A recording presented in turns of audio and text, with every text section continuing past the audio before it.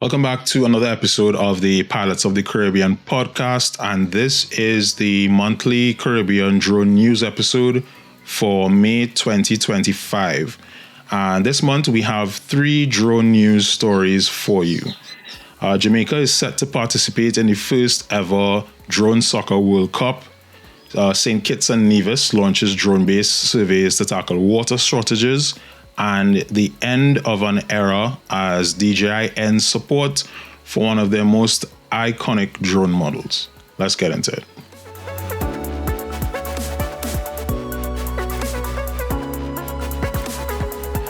In our first story, Jamaica is set to send a team to the very first Drone Soccer World Cup, and this is held by FIDA. And FIDA is the Federation of International Drone Soccer Association. Now, the Drone Soccer World Cup for 2025 is set to happen in South Korea and is going to be held in September.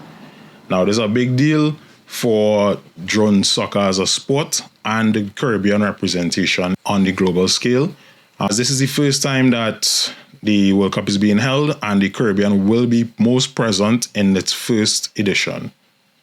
Now, for those of you wondering what drone soccer is, so a picture, you have a drone, quadcopter, so you have 4 motors, and it is inside of this ball, this protective cage. So, the drone could fly around like normal, but the cage protects it from getting damaged. And it's a team sport, so you have teams of, I think, up to 5 persons. And in this arena where they fly this drone, you have 2 loops on either end, and the objective is to fly your drone into the opponent's loop to score points in a timed game. So you have precision flying, you have strategy, and you have teamwork all working together. Drone soccer was originally founded in South Korea and was originally formed as an educational platform to engage youth in drone-related technology. So you're promoting, STEAM, which is your science, technology, engineering, arts, and mathematics. The president of Jamaican Drone Soccer, Mr. Devon McKellop, is the person leading the charge behind drone soccer in the Caribbean at the moment. And, he's looking to push and get enthusiasts into the sport and establish it as a fixture in the Caribbean. Now, the organizers of drone soccer in Jamaica are organizing STEAM camps with legs to be held in Montego Bay and Kingston. Now, these camps will be dual purpose, so it'll be to promote the sport as well as to serve as national trials where they will select team members for the World Cup. These camps will likely be held in June or July ahead of the September World Cup. Devon is also in the process of launching Cayman Islands Drone Soccer, and that launch is officially scheduled to take place in early June. So you could check back in June to see how that went in our Caribbean Drone News episode for the month of June. In our second story, St. Kitts and Nevis has commenced a semi-airborne geophysical survey. So the primary objective of this survey is to strengthen the nation's water security. So what they're intending to do is to locate previously untapped water reserves and get a better understanding of the existing water sources. So the survey involves a drone equipped with their special geological equipment that will fly over specific areas, as well as ground-based electrodes that could collect electromagnetic data. Now, this data would help identify and map underground geological structures that could indicate the presence of significant bodies of water. And if nothing else, this is a fantastic example of how drones have become indispensable tools for practical and actual real-world problem solving right here in the Caribbean.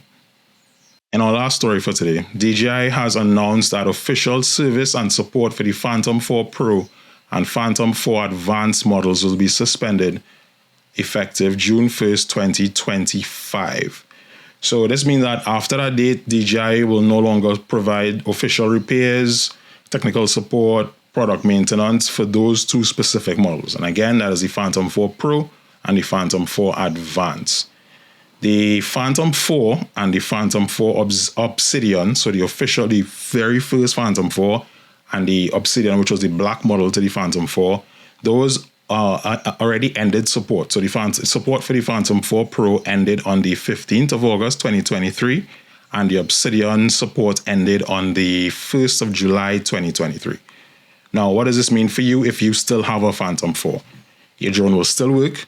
It'll function the same as functioning now. It'll function after June 1st. The only thing is that you will not be able to get any sort of official support from DJI for those models anytime after June 1st. So anything you need to get or any kind of support you have to get, you'll have to rely on third-party services. Now, DJI's recommendation, of course, is for users of these models to upgrade to their newer product lines, saying that, and of course it's true, that the advancements in technology and user experience make their newer products a good alternative to keeping your Phantom models. Now, if you're familiar with the Phantom series, you will know that there was some models, based on what I've said so far, that have not been mentioned. And based on information as of time of this recording, the Phantom 4 Pro V2, the Phantom 4 RTK, and the Phantom 4 Multispectral still remain supported by DJI, although availability of these particular drones may vary. So, I think at this point in time, it might only be a matter of time before those drones go out of support as well. But for the time being, they're still officially supported by DJI, and you can still get support for them. And that's it for this month's episode of the Caribbean Drone News. This is the May 2025 edition. As always, if you know of a drone story that you think you would like to get promoted or would like to, note on the episode, feel free to reach out to us, leave it in the comments below, email, social media. There are lots of ways to get in contact with the podcast. Thank you very much for taking in this episode, and I will see you in the next one.